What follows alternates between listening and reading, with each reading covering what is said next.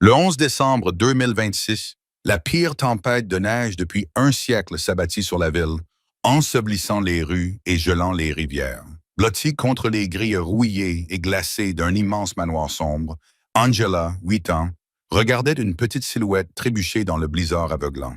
C'était un petit garçon, âgé d'à peine 6 ans, qui tremblait violemment, avait perdu une chaussure et appelait son père qui n'était pas là. Sachant que le froid l'emporterait dans l'heure qui suivait, Angela abandonna le maigre abri que lui offrait son père-vent, un carton. Elle traîna le garçon contre la grille, l'enveloppa dans sa seule couverture épaisse et le serra fort contre elle, sans savoir que les hommes frénétiques qui couraient dans la neige vers eux étaient menés par Ricardo Balde, le parrain de la mafia le plus redoutable de la ville, et le père désespéré du garçon.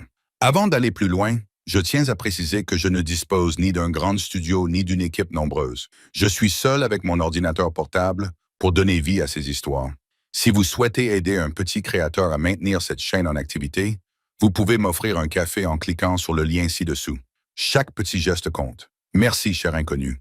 Les SUV noirs fendaient de la tempête de neige comme des requins fendant les eaux sombres, leurs phares creusant 2 colonnes lumineuses dans le blanc aveuglant. Angela enregistrait à peine les mouvements des hommes autour d'elle. De grandes mains, l'odeur d'une eau de Cologne coûteuse, des ordres aboyés qu'elle ne pouvait pas vraiment entendre à cause du vent qui hurlait dans ses oreilles, ou quelqu'un qui avait dérapé un manteau de laine sur ses épaules. Du cachemire, même si elle ne connaissait pas le mot. Elle savait seulement que c'était la chose la plus douce qui ait jamais touché sa peau, et elle ne lui faisait pas confiance une seule seconde. Ricardo était assis à l'arrière du véhicule de tête. Benjamin était blotti contre sa poitrine, les poings serrés dans la chemise de son père. Il n'avait pas relâché son étreinte depuis que Ricardo l'avait sorti de la neige. Angela avait été placée sur le siège à côté d'eux, avec un garde du corps de l'autre côté, et la porte avait été verrouillée avant même qu'elle ait pu songer à s'enfuir. Elle avait songé à s'enfuir. Elle songeait toujours à s'enfuir. Elle appuya son front contre la vitre froide et regarda la ville disparaître derrière des murs blancs. Le domaine émergea de la tempête comme quelque chose qu'Angela aurait pu rêver autrefois, puis s'être forcée à oublier.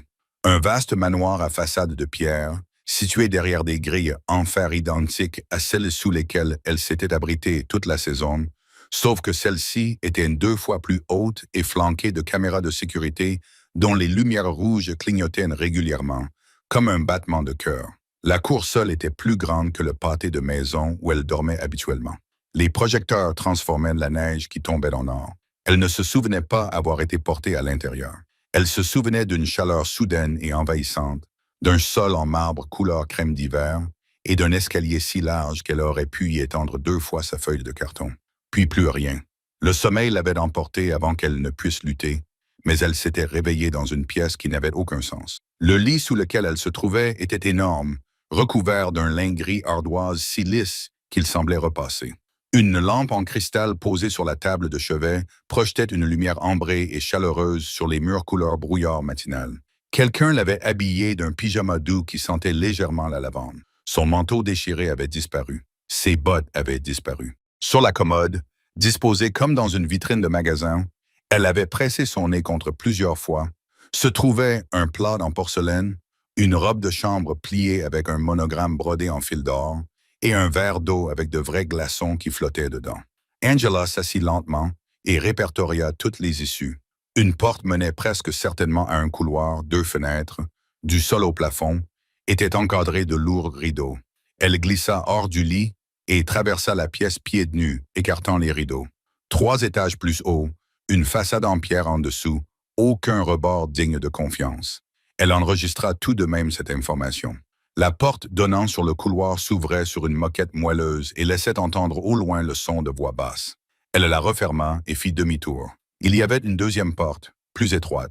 Elle essaya la poignée, un dressing, vide à l'exception de quelques housses en plastique et d'un parfum de cèdre. Elle entra, se colla contre le mur du fond et resta immobile dans l'obscurité, mesurant le silence. Et c'était ce que les gens ne comprenaient pas à son sujet. Elle ne cherchait pas une issue parce qu'elle était ingrate. Elle cherchait parce que la gratitude lui avait déjà fait du mal. Un employé du refuge qui lui avait adressé le même large sourire. Un couple qui l'avait accueilli pendant 11 jours avant de décider qu'elle causait trop de problèmes. D'après l'expérience d'Angela, la chaleur humaine était éphémère. Il fallait savoir où se trouvait la porte avant que la chaleur ne s'épuise.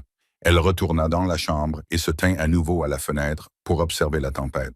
Elle s'était légèrement calmée. Le blizzard s'était transformé en une chute de neige régulière et incessante. Le domaine était éclairé et aménagé, même sous toute cette blancheur.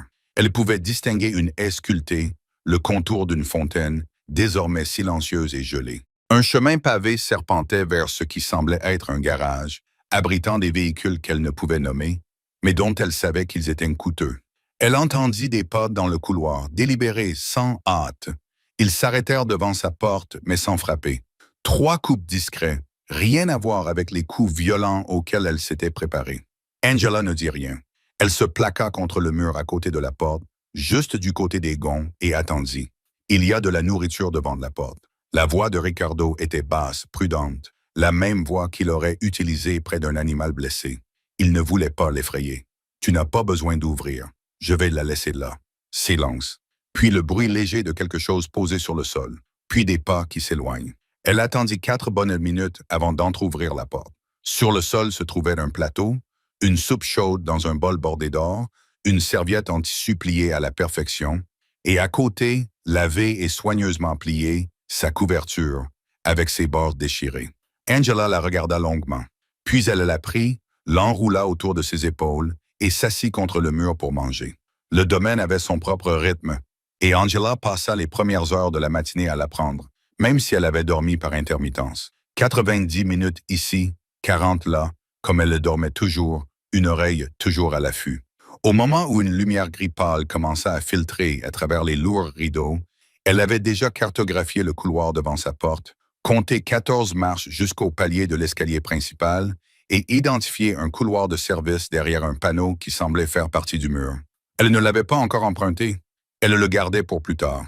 Une femme nommée Dorata lui apporta son petit déjeuner à 7 heures. Elle avait les épaules larges et ne se pressait pas, ses cheveux argentés étaient tirés en arrière et épinglés près de la tête. Elle posa le plateau sur la table de chevet sans la regarder dans les yeux. Non pas comme quelqu'un de dédaigneux, mais comme quelqu'un qui comprenait qu'une attention directe pouvait être perçue comme une menace. Le plateau contenait des petits pains chauds, un œuf à la coque dans une tasse en porcelaine ornée d'une abeille calligraphiée, du jus d'orange frais dans un verre en cristal et un petit pot de miel à côté d'un plat de beurre salé. D'Angela regarda Dota partir, puis mangea chaque miette debout, face à la porte. Benjamin apparut en milieu de matinée, guidé par la main d'un autre membre du personnel, un jeune homme discret nommé Félix, qui parla au garçon d'une voix douce, puis se retira dans le couloir, laissant les 2 enfants seuls. Benjamin se dirigea directement vers Angela et s'assit à côté d'elle sur le bord du lit, sans demander la permission.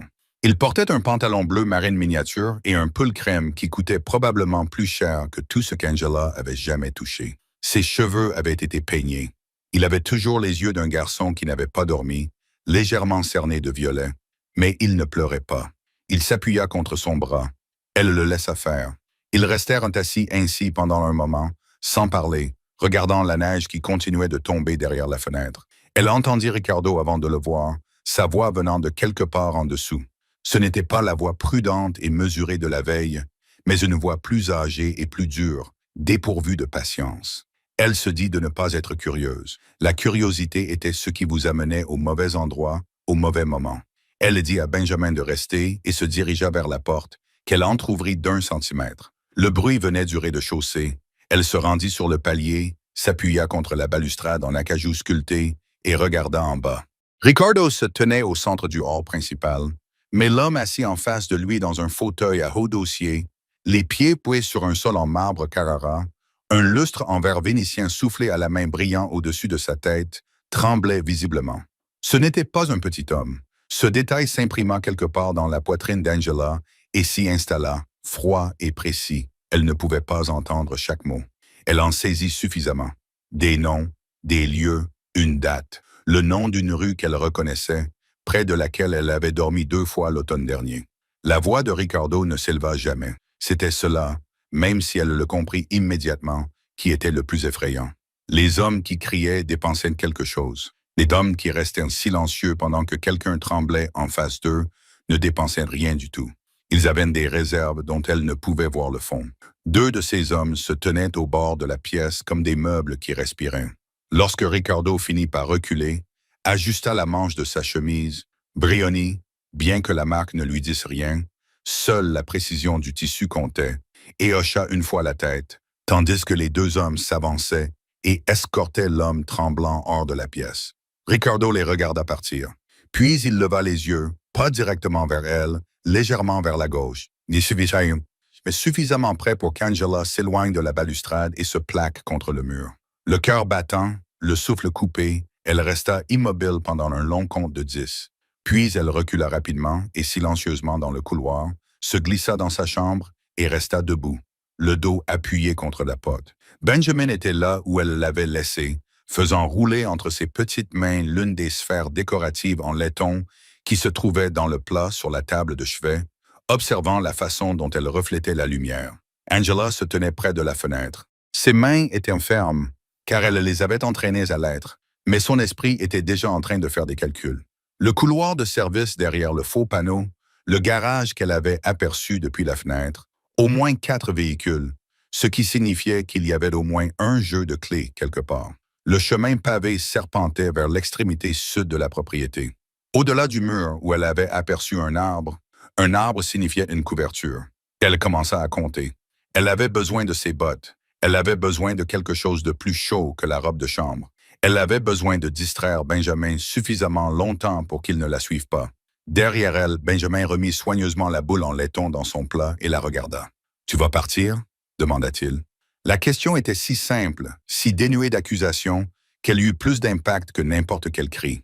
Angela se détourna de la fenêtre. Elle ne lui répondit pas, mais elle ne se dirigea pas non plus vers la porte. Dehors, la neige continuait de tomber, patiente et indifférente, recouvrant tous les chemins qu'elle aurait pu emprunter.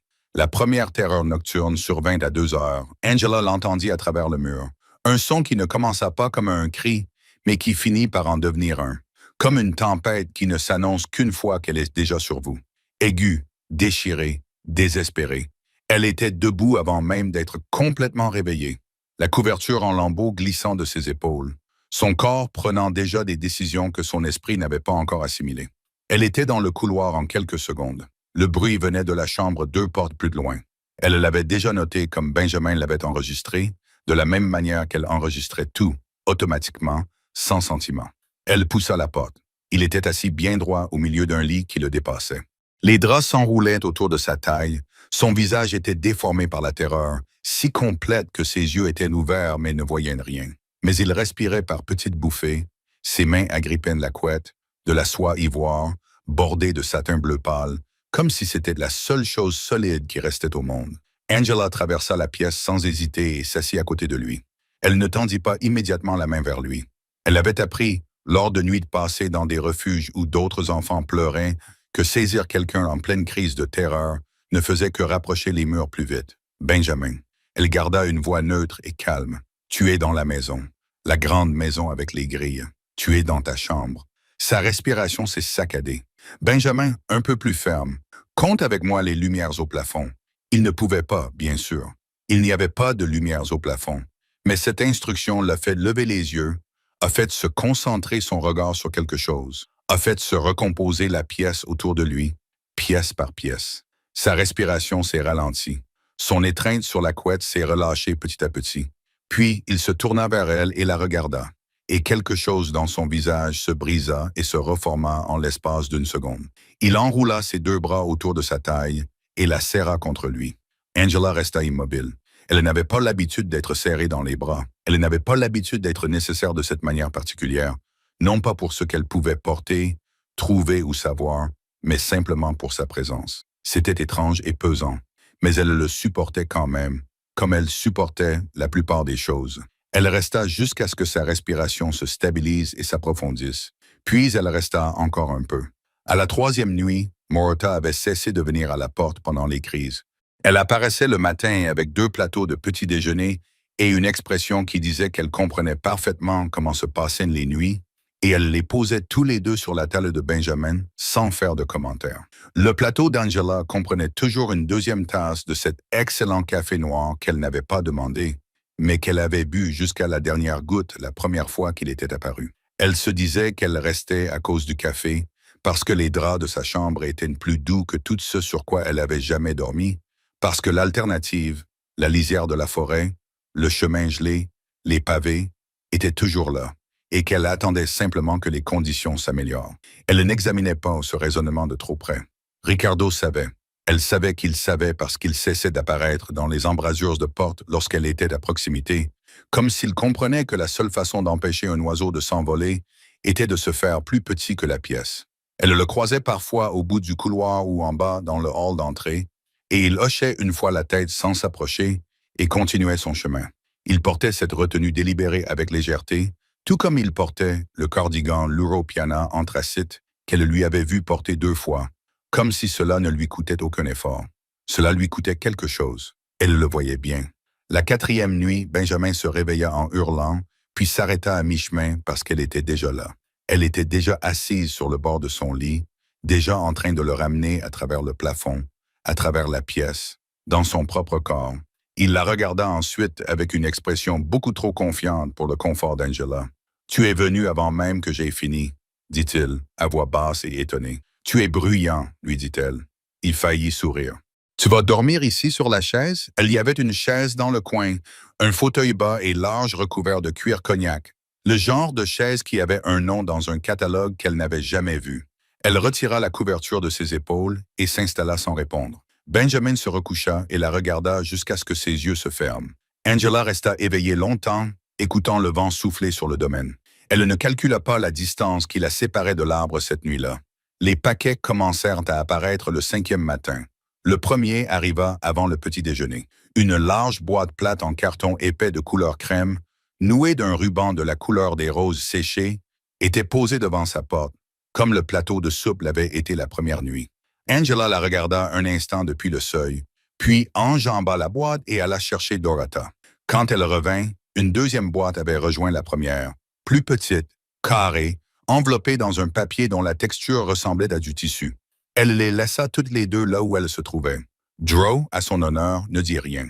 Elle posa simplement le plateau du petit déjeuner d'Angela sur la table près de la fenêtre et se retira, ses chaussures souples ne faisant aucun bruit sur le sol en marbre. Benjamin apparut après le petit déjeuner et regarda les boîtes non ouvertes dans le couloir avec une expression de totale perplexité. « Elles sont pour toi, dit-il. Je sais que tu ne les as pas ouvertes. Je sais. » Il réfléchit à cela avec le sérieux d'un enfant de 6 ans confronté à un véritable problème philosophique. Puis il la suivit à l'intérieur et ils jouèrent au jeu de compter les plafonds, qui avait évolué ces derniers jours pour devenir une géographie élaborée et inventée, où chaque fissure dans le plâtre était une rivière ou une route, jusqu'à ce que Félix vienne le chercher pour l'emmener à ses cours. Les boîtes se multiplièrent au cours des 2 jours suivants. Une longue boîte à vêtements apparut, puis 2 plus petites empilées l'une sur l'autre, puis quelque chose dans un sac en velours à cordon qui tinta doucement lorsque l'employé qui l'avait livré le posa sur le seuil. Angela en compta 7 au total, mais elle reconnut certains des noms gravés sur les emballages, des noms qu'elle avait vus dans les vitrines des magasins des rues les plus chics de la ville, le genre de vitrines devant lesquelles elle avait appris à ne pas s'arrêter trop longtemps. Un manteau, supposa-t-elle. Des chaussures, certainement. Peut-être une montre dans ce sac en velours. Quelque chose avec un fermoir. Elle n'avait touché à aucun d'entre eux. Le 3e jour, Ricardo vint lui-même.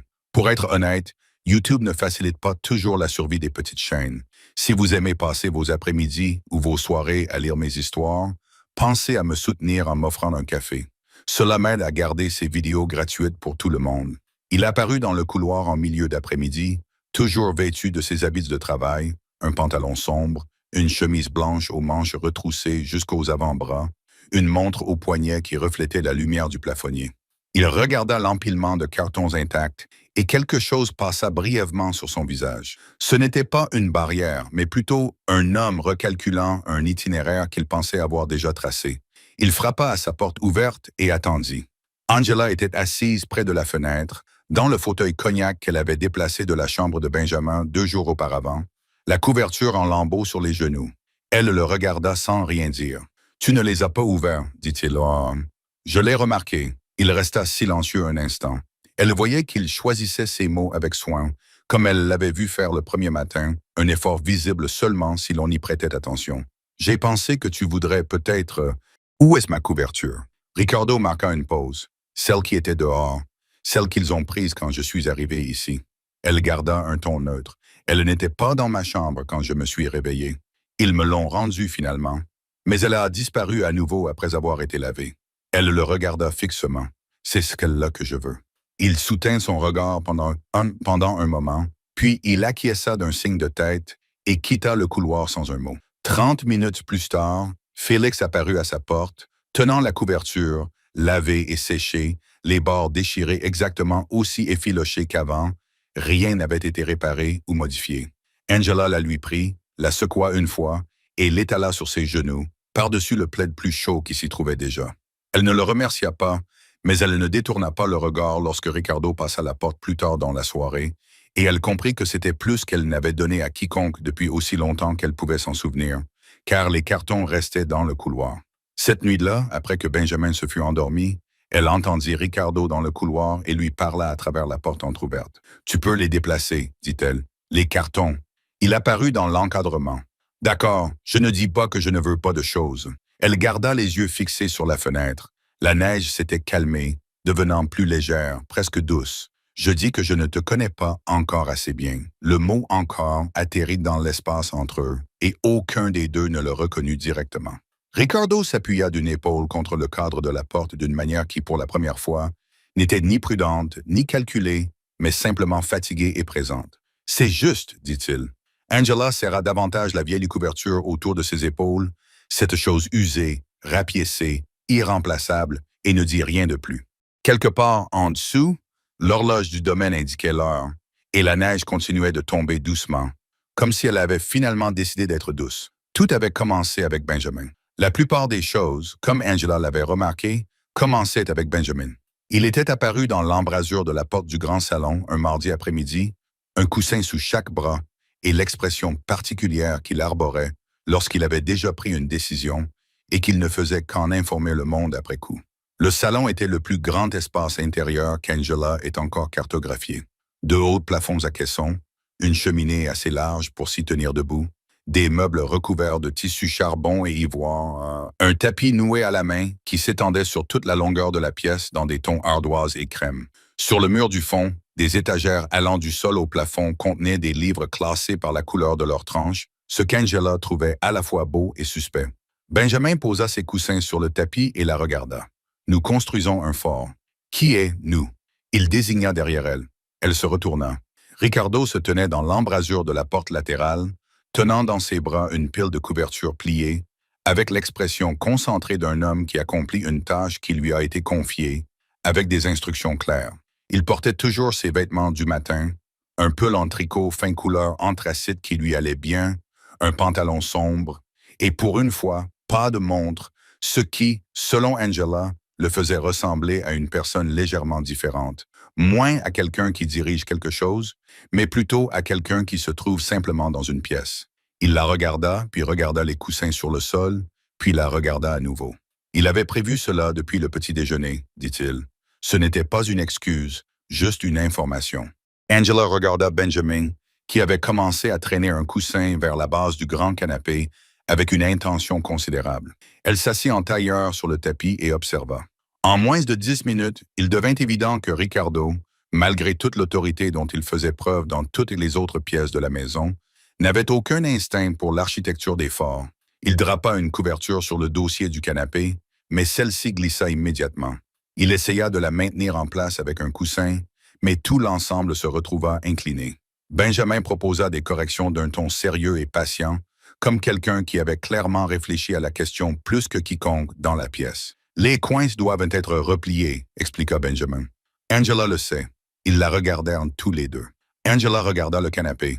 Elle regarda la pile de couverture, en cachemire mongol, douce comme des nuages, dans des tons de blé et de gris chaud, le genre de choses qu'elle avait autrefois pressées entre ses doigts à travers la vitrine d'un magasin de Delancey Street.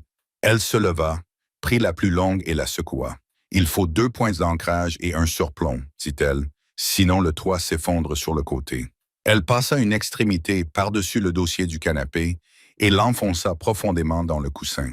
Elle demanda à Ricardo de tenir l'autre extrémité tendue pendant qu'elle allait chercher une deuxième couverture, plus lourde, mieux adaptée à la paroi extérieure, et montra à Benjamin où s'asseoir pour empêcher la couverture de glisser. Ricardo fit ce qu'on lui demandait sans faire de commentaire.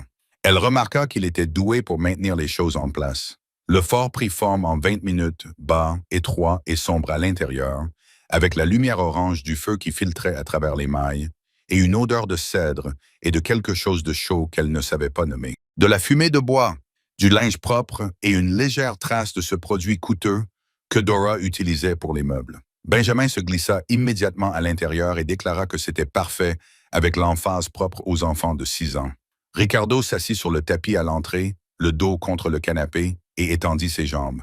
Cela semblait difficile pour un homme de sa corpulence d'essayer de se glisser dans un espace aussi modeste, mais il y parvint sans se plaindre. Angela s'assit près de l'entrée, ni tout à fait à l'intérieur, ni tout à fait à l'extérieur. Dora arriva sans avoir été appelée. Angela soupçonnait qu'elle arrivait sans avoir été appelée pour la plupart des choses, portant un plateau avec 3 tasses de chocolat chaud. Du vrai chocolat, pas celui en poudre qu'Angela trouvait parfois derrière les épiceries. Les tasses étaient en porcelaine fine, aussi délicate qu'un souffle retenu. Benjamin tendit le bras à travers l'entrée du fort pour prendre sa tasse et la tira à l'intérieur. Angela, quant à elle, enroula ses 2 mains autour de la sienne. La chaleur se propagea à travers ses paumes, remonta le long de ses avant-bras, jusqu'à l'endroit de sa poitrine qui était habituellement tendu. Ricardo but tranquillement une gorgée. Le feu changea de place et se stabilisa.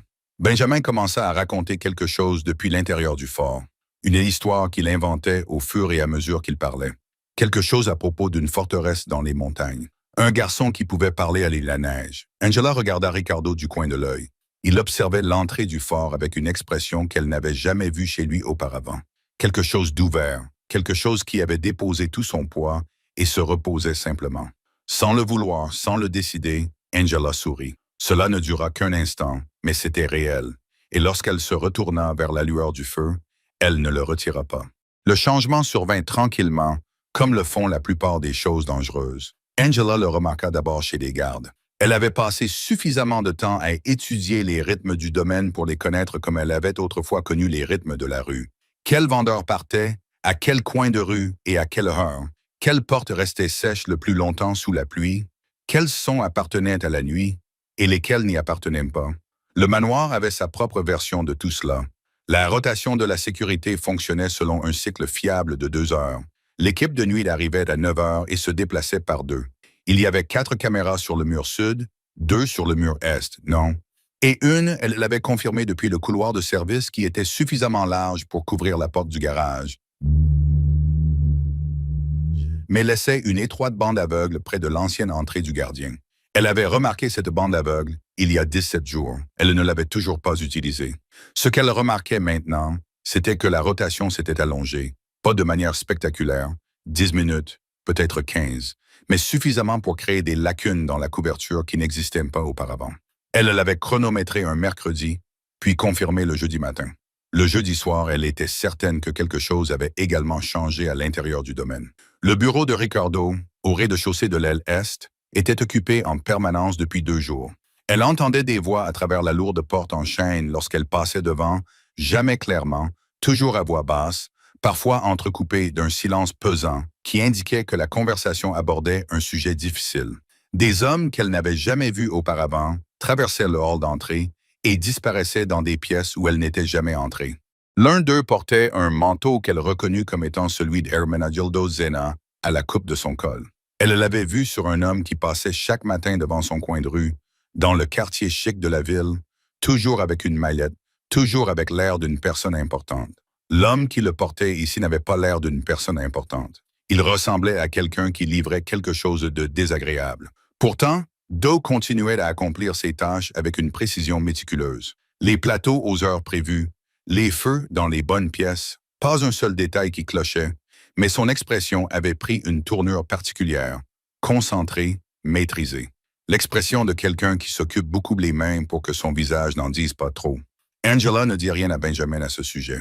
Il passait une bonne journée, ce qui était en soi une information, et elle ne voulait pas l'interrompre. Il s'était installé à la table basse du salon adjacent à sa chambre et assemblait quelque chose d'architectural à partir d'un ensemble de blocs de bois polis qui étaient arrivés dans une boîte laquée, un cadeau reçu 1 semaine auparavant et qu'il venait seulement de commencer à utiliser.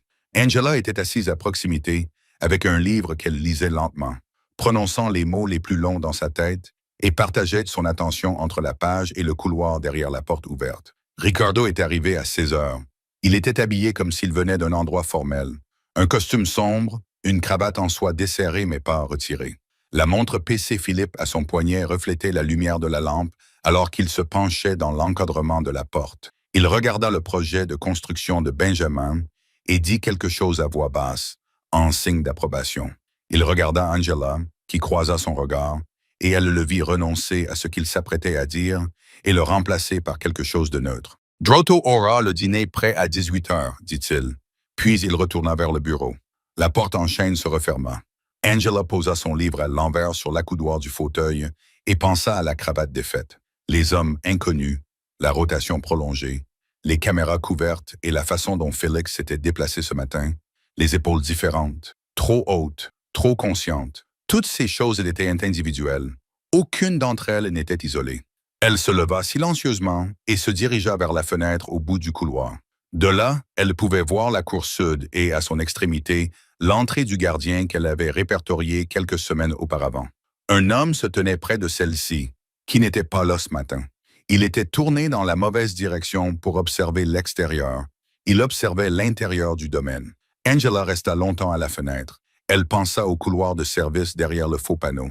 Elle pensa à la grille d'aération qu'elle avait découverte dans la partie supérieure est ou à celle qui s'ouvrait au-dessus de la lingerie à l'étage inférieur. Elle pensa à tous les itinéraires qu'elle avait tracés au cours de 5 semaines d'observation minutieuse et silencieuse, des racines qu'elle avait destinées à elle seule. Elle y pensait encore lorsqu'elle retourna s'asseoir à côté de Benjamin. Mais ses raisons avaient complètement changé. La tempête revint un vendredi, non pas une tempête progressive qui se formait poliment au fil des heures, laissant à la ville le temps de se préparer. Celle-ci arriva en fin d'après-midi, comme si elle avait attendu, le ciel s'assombrissant en 20 minutes, le vent se levant si brusquement que les hautes fenêtres du côté et du domaine tremblaient dans leur cadre. À 17 heures, le terrain disparaissait derrière un mur de neige poussé qui se déplaçait horizontalement, rapidement et avec détermination, effaçant la cour sud, la fontaine gelée, l'arbre contre lequel Angela avait autrefois mesuré sa fuite. Elle regardait la tempête depuis la fenêtre du couloir et sentait quelque chose s'installer dans sa poitrine. Ce n'était pas de la peur, mais quelque chose de plus ancien que la peur. C'était cette vigilance particulière qu'elle avait appris à considérer comme la plus importante. Elle trouva Benjamin dans sa chambre et s'assit avec lui pour dîner. Drotto apporta les plateaux sans explication, ce qui était en soi une explication. Le feu dans la chambre avait été attisé, la pièce était chaude et étouffante, l'odeur du cèdre et de la fumée de bois était épaisse dans l'air. Benjamin mangeait sans souci.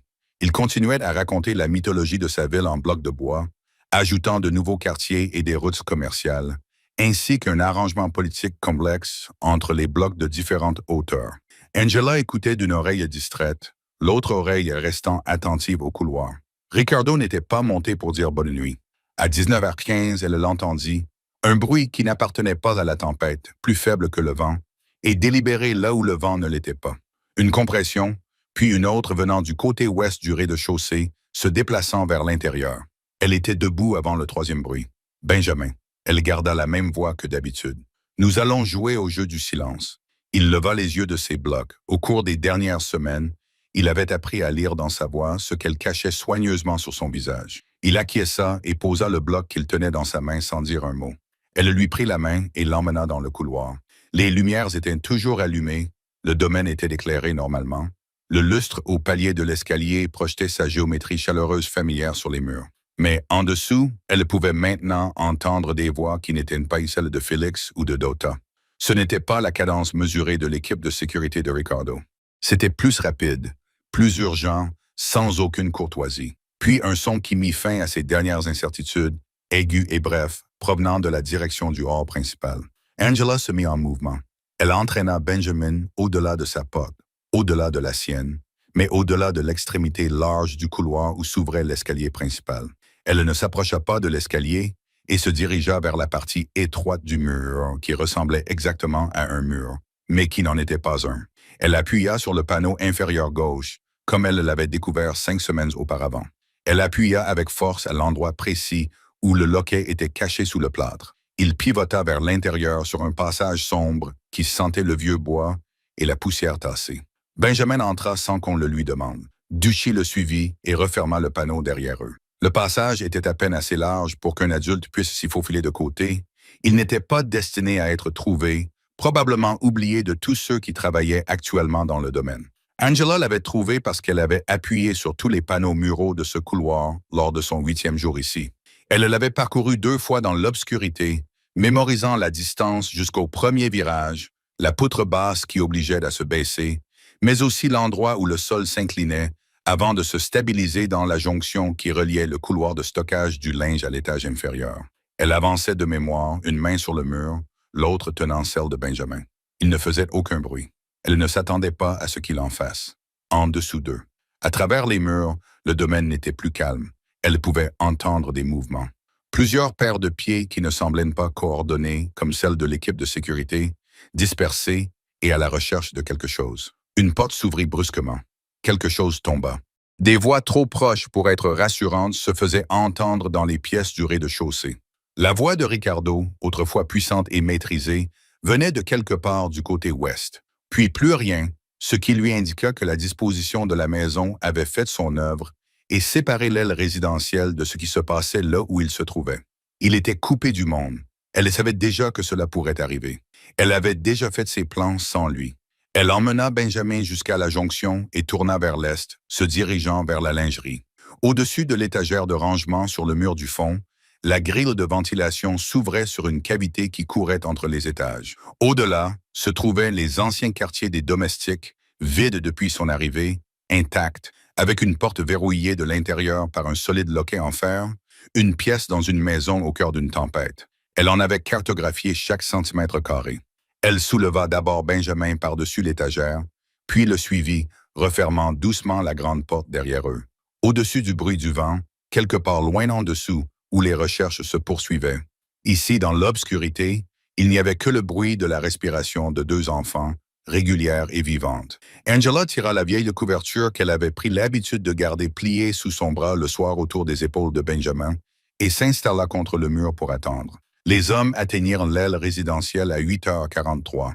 Angela le savait parce qu'elle avait compté.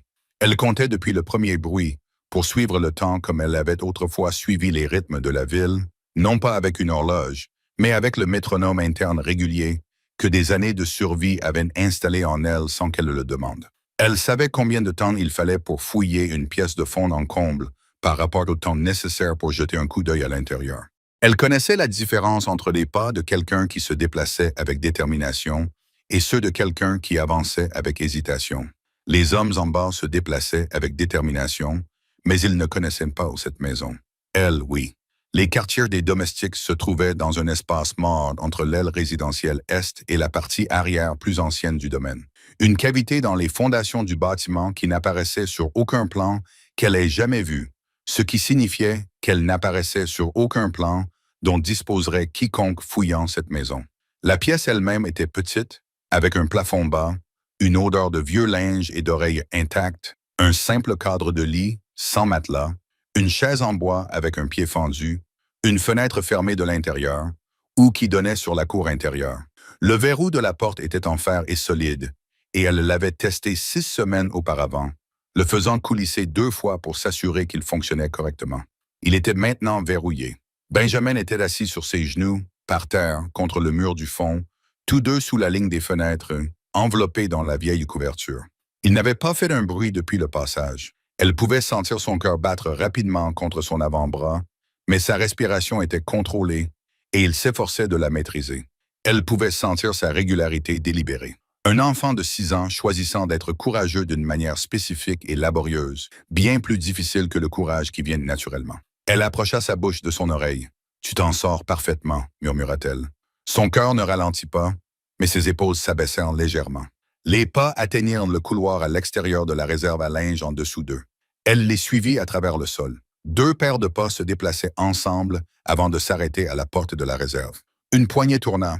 La pièce fut inspectée et jugée sans intérêt en moins de 30 secondes, ce qui lui indiqua que les hommes travaillaient rapidement, donnant la priorité aux pièces qui semblaient évidentes. Une pièce de rangement était une évidence. La cavité de ventilation au-dessus ne l'était pas. Elle l'avait compris dès qu'elle l'avait découverte. Elle avait classé cette information dans la catégorie des utilisations dont elle n'avait pas encore imaginé avoir besoin. Au-dessus d'eux, la grille de ventilation se trouvait dans une partie du mur supérieur qui, vue d'en bas, ressemblait à un conduit de chauffage standard. Elle l'avait ouverte de l'intérieur de la cavité en retirant 2 vis qu'elle avait trouvées déjà desserrées. Des décennies d'affaissement, la maison travaillant contre ses propres fixations. Elle avait replacé les vis sans les serrer après être passées, laissant la grande surface affleurant le mur. D'en bas, dans un couloir sombre, lors d'une fouille précipitée, elle était invisible. Les pas continuèrent. Elle les suivit vers l'est, puis vers le nord, puis vers le haut. Ils se trouvaient maintenant à l'étage résidentiel. Elle entendit la porte de sa chambre s'ouvrir, le son particulier de cette porte spécifique qu'elle avait mémorisée dès la première semaine, puis celle de Benjamin. Elle vérifia rapidement les deux. Elles étaient vides. Puis les pas s'arrêtèrent.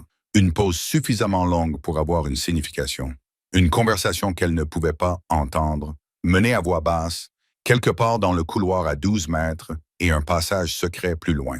Elle appuya son dos plus fort contre le mur et maintint Benjamin immobile d'un bras, sans serrer, juste en le tenant fermement. Une pression constante qui lui disait qu'elle était toujours là et que tout allait bien. Elle pensa à Ricardo. Elle pensa à lui comme elle pensait au fait logistique, où il se trouvait, ce qu'il traversait, ce que la disposition du côté ouest signifiait, pour son approche de cette aile. Elle l'avait entendu une fois au début de l'intrusion, puis la maison l'avait englouti. Il n'était pas coupé du monde parce qu'il était en train de perdre. Elle comprenait cela maintenant, d'une manière qu'elle n'avait pas comprise 1 heure auparavant. Il était coupé du monde parce que c'était ainsi que fonctionnait cette maison. Elle divisait, séparait et maintenait les choses à distance les unes des autres, et les personnes qui la connaissaient s'y déplaçaient différemment de celles qui ne la connaissaient pas. Elle et Ricardo connaissaient tous deux cette maison, les autres, non. Les pas dans le couloir se remirent en mouvement, cette fois en direction de l'escalier. Elle les suivit vers l'ouest, puis plus loin. Des voix s'élevèrent alors, provenant du hall principal, et sous elle, un bruit plus lourd qui se propageait à travers les fondations du bâtiment comme le temps. Ricardo. Benjamin leva la tête. Il l'avait entendu aussi. Elle posa doucement sa main sur sa joue et secoua la tête une fois. Pas encore. Elle compta. Elle suivit leurs traces. Elle maintint le silence autour d'eux comme une chose qu'elle avait elle-même construite, ce qui, à tous égards, était le cas. Et en dessous, les sons changèrent, les voix à la recherche se rapprochèrent et se comprimèrent. Puis il y eut une période de bruit qu'elle n'essaya pas d'interpréter, mais seulement de mesurer. Et puis, progressivement, comme la tempête elle-même atteignant son apogée, tout commença à se calmer. Une porte, des pas qu'elle reconnut comme étant plus lourds à droite, un schéma qu'elle avait enregistré dès la première semaine, montant l'escalier, venant de l'est le long du couloir, s'arrêtant devant la réserve à linge en dessous. 3 coups espacés de manière régulière. Puis la voix de Ricardo, proche et contrôlée, et précise comme une clé dans une serrure. « Non, Angela. » Elle regarda Benjamin.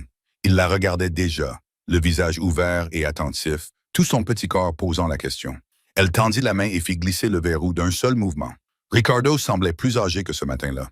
C'était la première chose qu'Angela avait remarqué en descendant de la cavité dans la réserve à linge en dessous, que quelque chose avait changé dans l'architecture de son visage. Pas une blessure, mais quelque chose d'intérieur, comme le genre de réarrangement qui se produit lorsqu'une personne est confrontée à quelque chose qu'elle ne peut plus contester.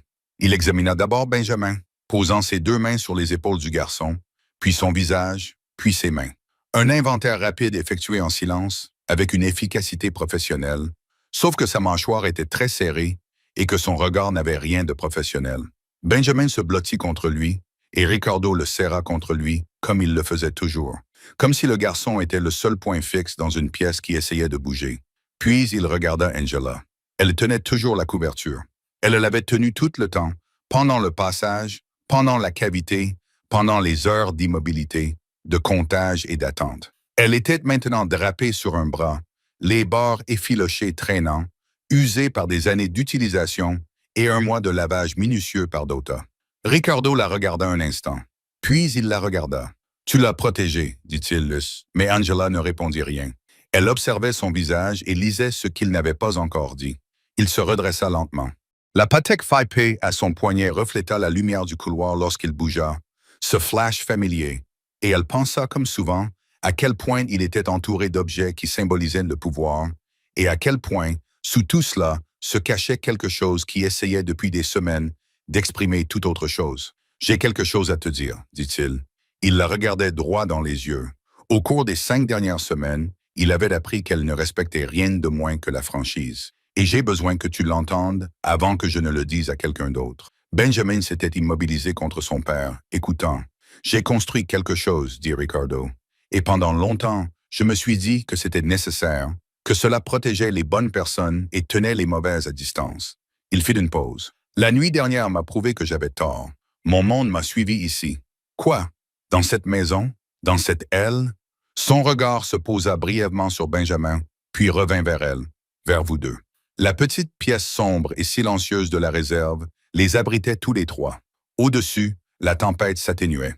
Elle pouvait l'entendre perdre de sa force contre les fenêtres supérieures, le vent s'adoucissant, passant d'un rugissement à quelque chose qui ressemblait presque à du simple mauvais temps. « Je vais tout démanteler, dit-il. L'organisation, le réseau, tout. Il y a des gens qui peuvent me le recevoir pièce par pièce ou qui peuvent en faire moins de dégâts que moi. » Il dit cela sans dramatiser, comme s'il décrivait la restructuration d'une entreprise. Elle comprit que cette simplicité était la version la plus honnête de ce que cela lui coûtait.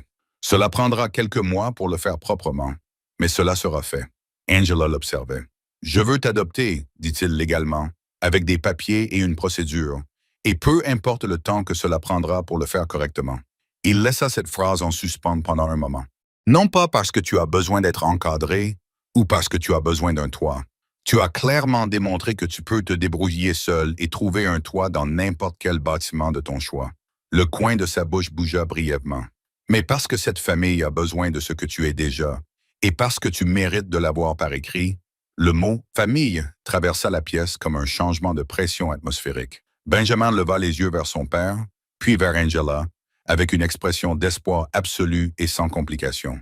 Angela regarda sa couverture, ses bords déchirés, ses pièces décolorées et les endroits usés par le poids d'un hiver.